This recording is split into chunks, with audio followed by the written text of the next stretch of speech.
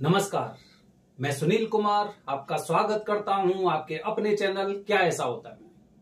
दोस्तों, सबसे पहले हमारे चैनल का उद्देश्य कभी भी किसी की भावनाओं को भड़काना या अंधविश्वास फैलाना नहीं है।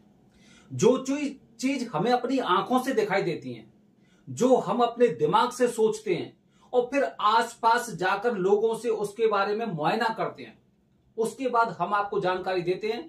अगर आपको पसंद आती हैं तो आप उन्हें रखिए, अगर आपको पसंद नहीं आती तो उन्हें एकदम छोड़ दीजिए। हम कभी भी किसी के नकारात्मकता को नहीं बढ़ाना चाहते, ना हम उन्हें उजागर करना चाहते हैं। हमारा उद्देश्य यह है, खासकर मैं अपना उद्देश्य बता रहा हूं, अपने चैनल का उद्देश्य बता रहा हूं, कि जहां पे भी लोग अपनी भक्ति से, अपनी श्रद्धा से पूजा करने आ रहे हैं, उनके साथ छलावा नहीं होना चाहिए। जितने लोगों के फोन आते हैं मेरे पास, अधिकांश लोग ये बताते हैं, क्या वहां पे इतने पैसे में ही पूजा होगी? ज्यादा पैसे तो नहीं लगेंगे? अभी एक इंसान मुझे बता रहा था, मंगल दोष की पूजा करने उज्जैन गया था, 15,000 रुपए उससे लिए और आधा घंटे में उसकी पूजा हुई। मुझसे पूछ रहा था इसका क्या प्रूफ मिलेगा। मैंने कहा यहां पे बोर्ड लगा हुआ है, बोर्ड पे देखिए और फिर आपको जानकारी भी हो जाएगी कि कौन सी पूजा कितने देर में होती है। जब ऐसी चीजें हम सुनते हैं, हमें बड़ा दुख होता है कि कम से कम आप पूरे जीवन में कहीं पे भी कुछ कार्य कर रहे हैं, लेकिन कम से कम जो हमारे धार्मिक स्थल हैं, वहां पर कम से कम ऐसे कार्य मत करिए। जो चीजें विधि के अनुसार बताई गई है वही करिए। आप सोचिए, आप पूजा करने जा रहे हैं और पूजा आपकी विधिवत नहीं हो रही है। गुरुजी कह रहे हैं आप चंदन लगाइए, गुरुजी कह रहे हैं अक्षत लगाइए, गुरुजी कह रहे हैं आप इनकी पूजा करिए, और आप उस समय नहीं कर पा रहे हैं। गुरुजी मंत्र पढ़ रहे हैं लेकिन आप उस समय नहीं कर पा रहे हैं। क्या फायदा होगा? आपको भी क्या लाभ होगा? केवल यही लाभ होगा कि आप उस स्थान पर गए और पूजा में बैठे। अगर ऐसी पूजा आप वहां पे कर रहे हो, मैं बैठा हुआ हूं, तो मुझे भी उतना ही फल प्राप्त होगा जितना कि आपको प्राप्त हुआ है। पूरी बात नहीं समझे? अभी पूरी तरह से विस्तृत तरीके से बता रहा हूं दोस्तों। जो लोग त्र्यंबकेश्वर में काल सर्प दोष और पितृ दोष की पूजा करने जा रहे हैं, वो सबसे पहले दो चीजें त्र्यंबकेश्वर में देखते हैं। पहला, स्वामी समर्थ केंद्र, और दूसरा गजानन महाराज की धर्मशाला। क्योंकि गजानन महाराज की धर्मशाला ऐसी है जहां पर सबसे सस्ते रूम मिल जाते हैं, अच्छे रूम मिल जाते हैं, सस्ते रूम मिल जाते हैं, लेकिन थोड़ा सा 1 किलोमीटर की दूरी है। तो जो गरीब लोग होते हैं वो ज्यादातर यहां पर रुकते हैं। जिनके पास थोड़ा सा पैसा होता है, उनका उद्देश्य ये होता है कि 1 किलोमीटर दूर क्यों, हम तो मंदिर के पास ही रुकेंगे, कम से कम जब भी इच्छा हो रही है हमारी, हम जा रहे हैं। अन्यथा आप गजानन महाराज धर्मशाला में वहां पर रुक रहे हैं, उसके पश्चात 1 किलोमीटर के लिए आप कोई ई रिक्शा से या टेम्पू से आ रहे हैं, फिर दोबारा जा रहे हैं, तो आदमी आलस करता है। हम भी जब कहीं जाते, जैसे अभी मैं शनि शिंगणापुर गया था, तो वहां पे मंदिर के पास रूम लिया, जिससे कम से कम जब भी मन कर रहा है एकदम दर्शन किए। क्योंकि यहां पे हम कुछ और कार्य करने नहीं आए हैं, हमें यहां पे दर्शन करने। हमें पता चला भीड़ कम है, एकदम चले गए। हमें पता चला ये वाली आरती हो रही है, चले गए। हमें पता चला कि यहां पे इस तरह का अभिषेक हो रहा है, हम चले गए। तो इससे ये फायदा होता है। तो पहला स्वामी समर्थ केंद्र और दूसरी गजानन महाराज की धर्मशाला। ठीक है, खैर आपके ऊपर निर्भर करता है। अच्छा, अब आते हैं दोस्तों मुद्दे पर।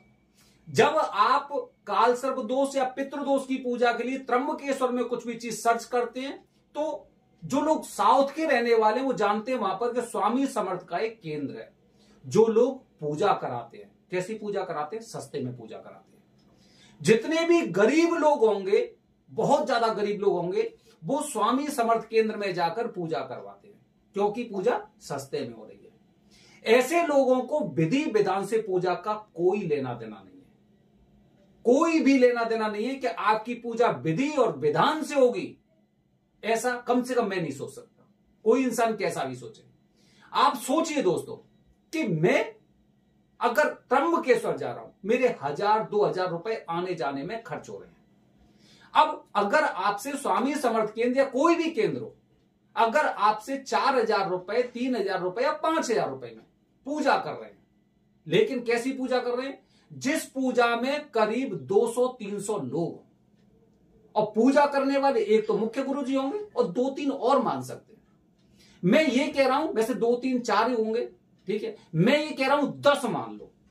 अगर 100 लोग हो गए या 150 लोग हो गए, क्योंकि बहुत छोटे ग्रुप में ये लोग पूजा नहीं कराते हैं, अगर 10 ब्राह्मण हो गए, 10 पुरोहित हो गए, और अगर 100 लोगों में, तो एक पंडित जी किन पर ध्यान कर रहे हैं? 10 लोगों पर। अब 10 लोगों में, 100 लोगों में, ऐसा नहीं कि उनका ध्यान केवल 10 पर रहेगा, वो इधर भी देखेंगे, इधर भी देखेंगे। कैसी पूजा हो रही है आपकी? क्या वाकई में पूजा हो रही है? क्या ये पूजा की विधि है? क्या ये पूजा की विधि चलती आई है? कहां चली है ये विधि कि एक बार में 100-100, 200-200 लोग एक साथ पूजा कर रहे हैं? और मैं उनकी गलती कभी नहीं मानता, उनकी गलती नहीं है। ये हम में से जो लोग हैं, जो बहुत कम में हर प्रकार की चीजें इनको बहुत अच्छी अच्छी चाहिए, लेकिन पूजा तो इन्हें ऐसी ही करवानी है। दोस्तों, वैसे जो मेरी खुद की राय है, मेरा खुद का मानना है कि हमें ऐसी पूजा करनी भी नहीं चाहिए। आपने ऑटो देखे हैं कभी?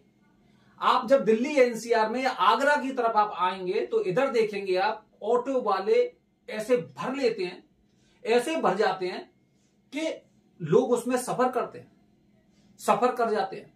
कोई लटक रहा होगा, कोई आधा सा होगा, कोई आधी सीट पे बैठा होगा, क्योंकि उसमें गलती केवल ऑटो वाले की नहीं है, बल्कि गलती उस इंसान की भी जो ऐसी भीड़ देखकर बैठा हुआ है। इसी तरह से आप तो त्र्यंबकेश्वर में रह रहे हैं, आप तो एक ऐसी जगह रह रहे हैं जहां पर साक्षात स्वर्ग है, भगवान शिव जी का आशीर्वाद है। लेकिन अगर आपकी वजह से कोई इंसान विधि विधान से पूजा नहीं कर पा रहा है, तो यह गलत हो रहा है। काफी बार तो हमने ऐसा भी सुना है कि जो लोग समय से लेट हो जाते हैं, उनकी पूजा, उन्हें पूजा वहीं से शुरू करनी होती है। ऐसा नहीं इनके लिए शुरू से पूजा कराएंगे। अगर 10 मिनट की, 15 मिनट की, जैसे कि अगर कोई आप मूवी देखने जा रहे हैं कि आपका समय, अगर समय से आप नहीं पहुंचे तो आपकी वो वाली मूवी निकल गई, आगे की मूवी आप देखिए। ऐसे क्षेत्र पर उचित नहीं लगता।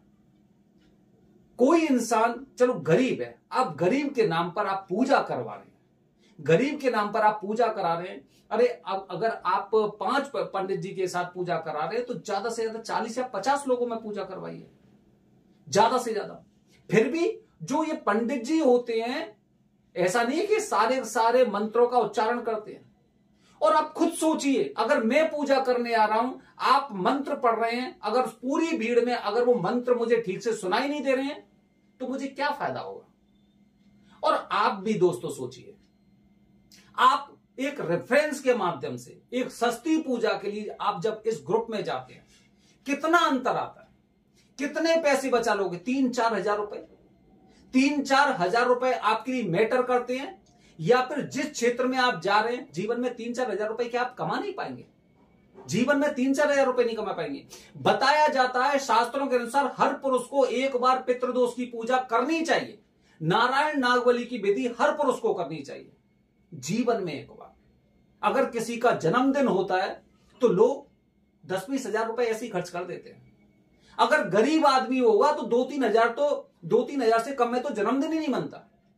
आप 3-4 हजार रुपए बचाने के लिए एक ऐसी पूजा करके आ रहे हैं जो पूजा तो है ही नहीं है, उसे पूजा मान ही नहीं सकते। कैसे करेंगे? आप सोचिए इस बात को। आखिरकार आप क्या कर रहे हैं? आप पूजा के नाम पर खुद से खिलवाड़ कर रहे हैं। और यही वजह होती है कि अधिकांशतः लोग बताते हैं कि मैं पितृदोष की पूजा करके आया हूं, लेकिन ऐसा नहीं लगता मुझे फायदा हुआ है, ऐसा नहीं लगता मुझे उस पूजा का फल प्राप्त हुआ है, ऐसा नहीं लगता कि पितृदोष खत्म हुआ है, क्योंकि आपने करना ही नहीं चाहा।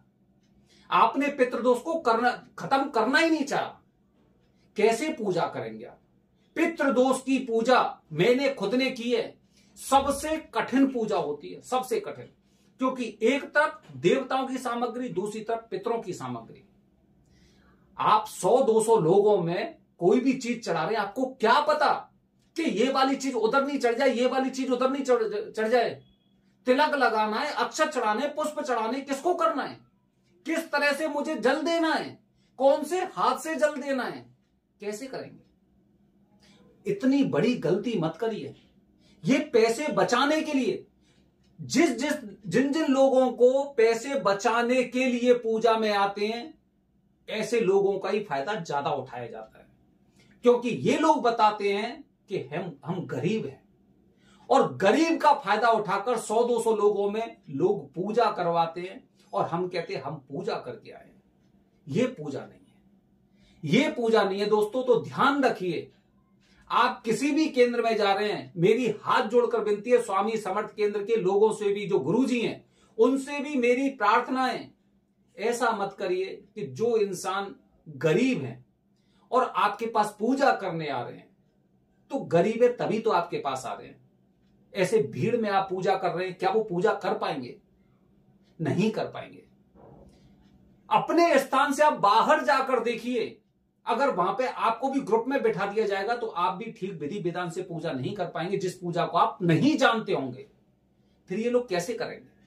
मेरी विनती को स्वीकार करिए, कम से कम इन लोगों पर दया करिए, ऐसे कार्य मत करिए कि हमें आगे पछताना पड़े और लोगों का ऐसे स्थान से विश्वास उठ जाए। आगे और भी जानकारी दूंगा दोस्तों, बने रहिए हमारे चैनल के साथ दोस्तों। हर हर महादेव, हरि ओम।